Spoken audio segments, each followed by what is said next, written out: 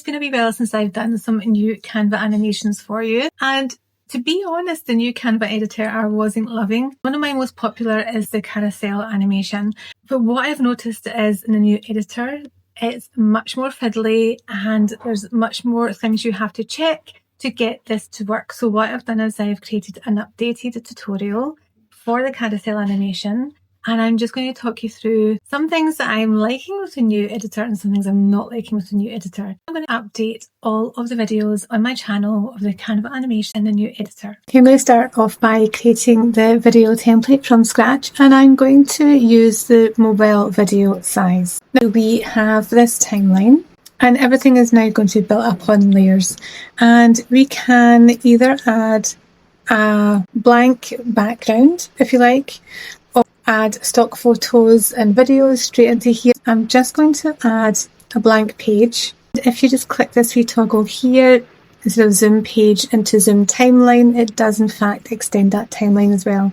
Now, one of the first things I find we have to do is kind of decide what timing we want our frame to be. And I'm going to take this down to 1 second. I'm also going to add a background colour. And then I'm going to start off by placing some images on the page. I'm going to start off with some sure it's perfectly centred. In fact, I'll just enlarge. And I am going to add a bit of a border to this as well. So stroke width. And then change the colour. I'm then going to go to images. And I'm just going to use some stock images from the library just now. And I'm going to use Cozy Home Interiors. And then just going to press Command C, Command V and copy that image. And just up again in the middle. Copy and paste again. Then we swap out these images.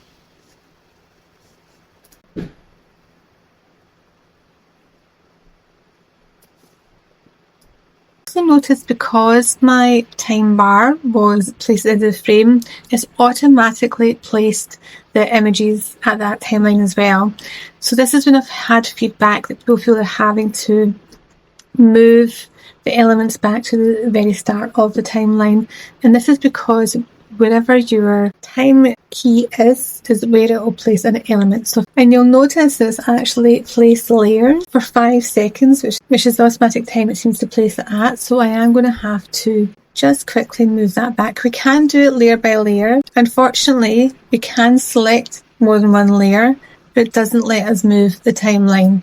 It actually moves it but doesn't reduce the time, which is a little annoying and is one of those things I don't quite like. So we just need to move these individually, but they do snap when it meets the bottom layer. So this is the basics of what we want our carousel to start working from, and this is where it starts to get a bit fiddly. And what I have found is a way that I have found it easiest to create this carousel effect. So what I'm going to do is I'm going to just zoom right in so I can see the maximum length of time, and what I'm going to do is I'm going to select the base layer. I'm going to extend it to 2 seconds, and then I'm going to extend the 3 images that we have on that page. Then I'm going to go to the timeline and go to the 1 second bar, and this time you can select and make sure it's 1 second again. I'm just going to select all 3, and I'm going to press the letter S to split. Now you know you can also go up to your top bar and select split here as well. And then once we split the base layer, you'll notice now when I hover across right here, so now we can add a transition.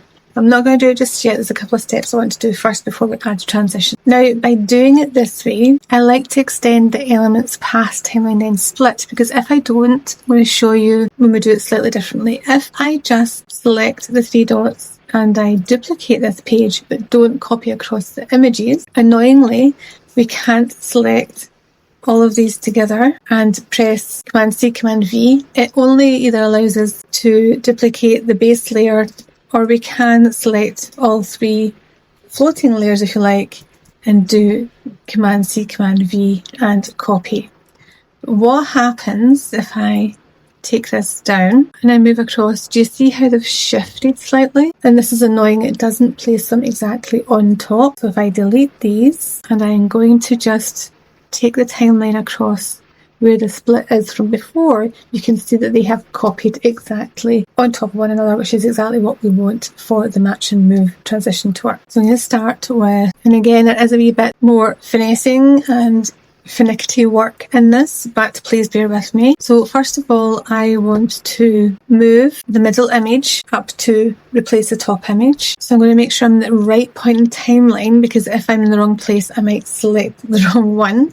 So I want to make sure I'm in the second frame, and I'm going to move it up and just from the corner, reduce it down in size. And then I'm going to move it so it's sitting under the other image. Now this image, again, make sure it's the right one I've selected, which is this one here. We can delete because we don't need. Now lost the middle image, so we're not quite sure what size to make that. So what I'm going to do, so that we have a guide, let's come back to the first frame, select the middle image, and I'm just going to extend it slightly so it's crossing over onto the next frame. And you'll see what this does is it knocks everything out of alignment and now sits underneath. But what that's going to allow me to do, go to the second frame, is this image here. If I move this timeline back so I can see both images together, I can now move this up, enlarge it from the corner, place it exactly on top so it's going to be in the right position. And then once I've done that, I can then click on this first element, the first frame, and just move it back. So that's how we can make sure we're aligning everything up in the right place so that it kind of matches in and the match and move will work. And then for the last one, what I'm going to do is actually, this one here, is I'm actually going to cheat slightly and extend the timing of this element again, move to the middle and split. And then we've now got a new image,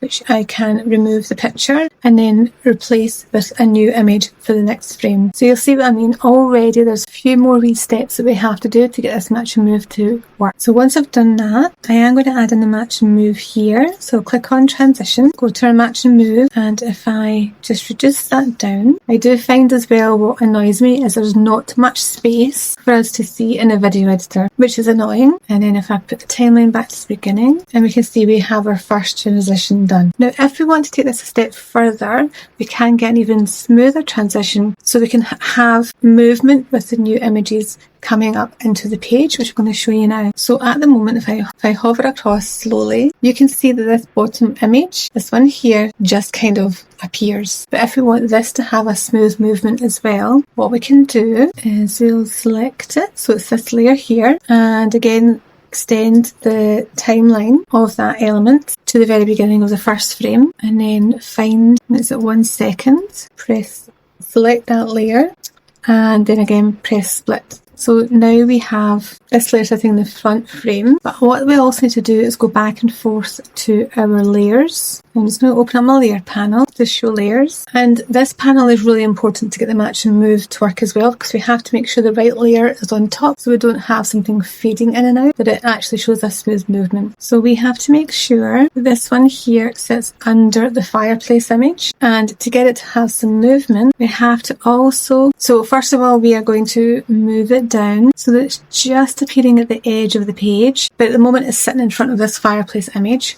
So this is where our layering is very important. We're going to then move that underneath so that you can't see it yet. But now when we do that transition, can you see that this bottom one here is now sliding into the frame, and this is what's going to help give us a much smoother animation for the carousel. Now what I'll do is I'll just repeat that and talk you through it again so that we can see that we're really getting the animation happening over several slides. So this time I'm going to extend the timeline to 2 seconds and also drag these images to the end of that frame as well. So once we hit 2 seconds, I'm going to split layers. Now you can see this one's sitting at 0.9, and again, this is where it's fiddly. We may have to just extend that so it definitely meets a second. So I'm not quite sure. I know they're editing, I know they're constantly making updates to this editor, but this is just the way I found a match and move works for me. I'm still testing it out, trying different things as updates happen, but I will go through my older tutorials with my other match and move transitions and update them into this new video editor for you as well.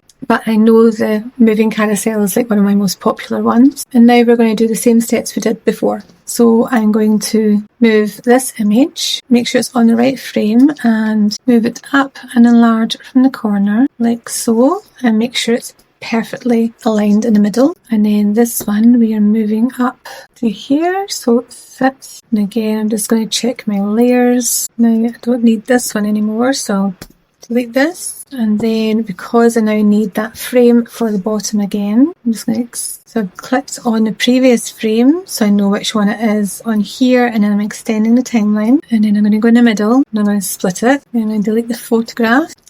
I'll add another one in here. Now add my transition, so match and move, and take it right up to the top. So now just that down, we'll see we have moving up, but this one again is just sitting there because it doesn't have any movement in it. So the same steps again, select the frame, select the image, find it in the timeline, take it back to the previous frame, and then we will split, go on to the previous frame and select it, and then we're going to move it down just so it's peeking on so we don't lose it off the edge of the frame. Go into our layers, and then we're just going to move it till it's sitting underneath that image from before. So now if I slide it over, we can see that it's moving into place. So if I just reduce this timeline down and then move this so we can see it in full, we'll just go to preview, and you can see, split it again, that we have the basis of our carousel starting to work. Now this is a version I was working on earlier, and I did notice a bit of a bug that looks like it's not working, but I just wanted to explain what I'm seeing in case you have the same frustration as well. And that sometimes what shows in a preview doesn't actually show once you download the video. Now you can see on here my timeline, if I just increase this a little, so it's stretched out so you can see all my different frames. You can see all the different images for the carousel to work. However, when I press play, can you see that it looks like there's an image behind them? And I spent about half an hour trying to figure out why this was happening, because from my timeline, I could not see where this image was. I didn't have any extra layers. It wasn't visible at all on my screen. If I went to preview, again, it was showing this, and it was really frustrating me. However, when I downloaded it and played it, it's not there. So there is a bug in the editor that it's showing things that actually aren't happening for real when you download your video. So if you're having that frustration, please do a quick test, download it and watch it then to see if that bug is still appearing in their timeline. So you can see what I mean. There is kind of lots more steps we have to take now to get that match and move animation to work. And I am really noticing it can be a challenge sometimes, and especially with a lot of the animations I've done before with match and move, that I'm having to do extra steps to get them to work. But we can get them to work. I'll be updating all the Canva animations that are on my channel, and probably a few new ones too, watching and updating. If you have any questions about the new video editor, about match and move, about Canva, about design in general, then do drop your questions below.